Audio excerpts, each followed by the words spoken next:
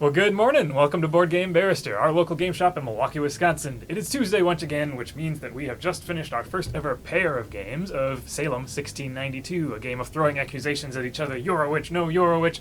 It's pretty farcical. It was a great time. I'm here with my fellow barristers, Ian, Elizabeth, Gordon, and Glenn, all five of us. We're going to give you our biggest takeaways about what we thought of the game, the cool parts of it, and all that good stuff. But first, let's look at how the game plays a little bit. Welcome to Salem 1692, a farcical game about the Salem witch trials where we're going to throw wild accusations around the table at each other in order to help our team win. The townsfolk win if they can find and eliminate all of the witch cards that are hidden in front of their fellow players, and the witches win if they are the last ones standing in the game.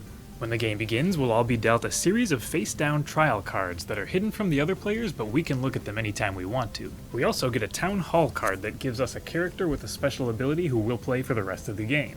Each turn, a player can do one of two things. They can either draw two cards off the top of the playing card deck, or they can play any number of cards they want to from their hand.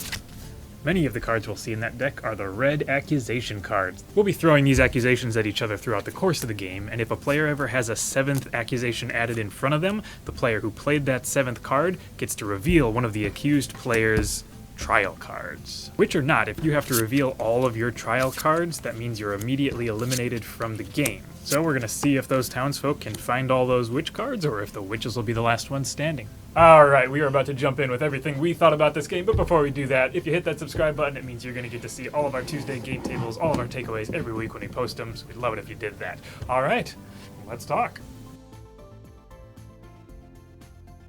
I mean, our first game was over in basically the first accusation. Look at all these cards you found. So that one lasted about 2.5 minutes. We maybe got 3 in, but yeah, I think we all got one draw or so. Yeah. So we decided to use the alternate rule, which lets you pick between two of your cards. And then it took us, 45 minutes? sounds About right. that. About that, yeah.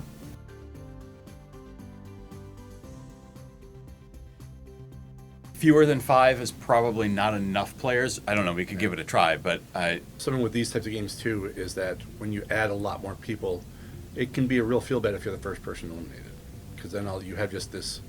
I guess I'm going to sit here for the next 40 minutes while you all finish playing the game. It's worth noting that the rules suggest once you get to a higher player count, it doesn't specify what that number is, but that it suggests that you switch into having a moderator rather than a town crier. You can have the moderator if somebody just wants to sit a round out, or if you have a higher number of players, and that moderator, I would suggest if you are playing with, say, 10 or more players, should really be moving things along and telling people it's your turn, make a move, it's your turn, make a move, Yeah. to keep the game moving along. I like that a lot.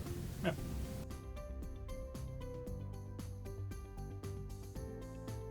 I mean, I think for me, the funnest part is the theme. Like, I really, really enjoy, like, the art for it, and I think this company does an excellent job of poking fun at these classic themes. The attention to detail on that is easily my favorite part. I would say my favorite part is actual useful abilities on your player cards. I mean, the abilities are great, and the fact that you have a variety of them, you're going to be able to play around with different abilities, which is then going to completely change how the game plays depending on what abilities are out.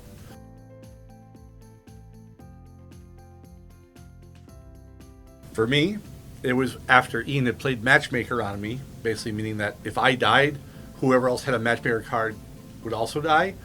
And then I think it was you played Matchmaker on Andy, on Ian. Yeah. So now all of a sudden it's like, he marked me for death, and then someone said along, well, then there you go. Why don't you join the But just version? die with him. Yeah. my favorite moment was on the first conspiracy, and we traded the trial cards, and I took the witch card from Glenn, and I felt like, aha, that's the way this game is supposed to work. When Gordon arsoned Andy's entire hand of cards, and then Ian robberied my hand of cards And gave them back and to gave Andy. them to Andy.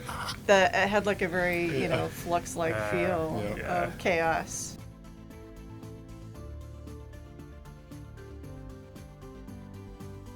I really liked the witches growing mechanic, meaning that you begin the game. In our game, we only had one witch. I don't know if that changes in larger player counts, but as the game progressed, there was the possibility of that witch passing around and creating more witches.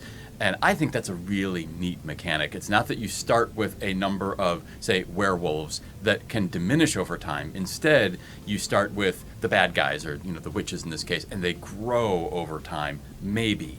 I think that's really neat. There's 2 events in the card, the conspiracy and the nighttime, that everybody at the table has to play around. The conspiracy is somewhere randomly in the deck and is going to kind of shake things up, maybe make more witches. And the nighttime is where the witches try to eliminate someone every night. So there's this big looming thing at the bottom of the deck every time. And I had a turn where I very specifically had to think to myself, oh, I want to draw cards this turn, but there's only 2 cards left in the deck. And I'm not a witch, so I don't want to draw those cards and force nighttime to come.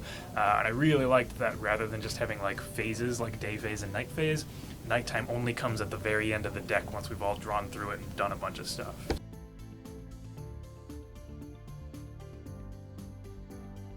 You are going to do things to people, or things might be done to you, and be prepared for that, right? That it might not feel good when someone burns all your stuff or accuses you and you suddenly are out of the game.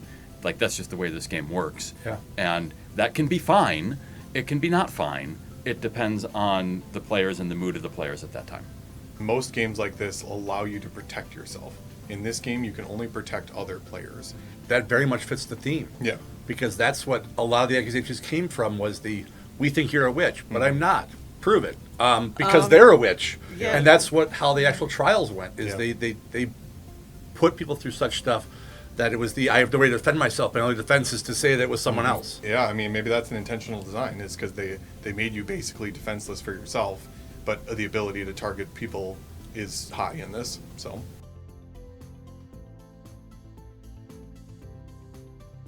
The players who walk into this embracing the humor and the randomness of the game are going to be the ones who enjoy it most. There is certainly strategy, there are things you can do well, and there are things you can do to help yourself win, but even if you did, you're probably like, great, I won. But the people who really enjoy themselves at this game are the people who are embracing the theme and the feel of the cards and the random characters and getting into the farce of the witch trials as they were. So embrace the silliness and don't try too hard. I think somebody who enjoys throwing flack and taking flack will like this game a bunch. Nice. Good combo there, Giles. Giles. I think it's a great game to really, really poke at your friends, but you got to be willing to be poked.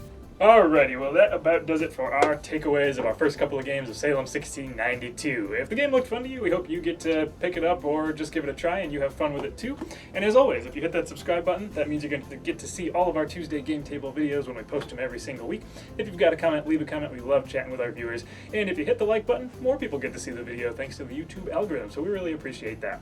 Thank you so much for watching this week, and we will see you next time.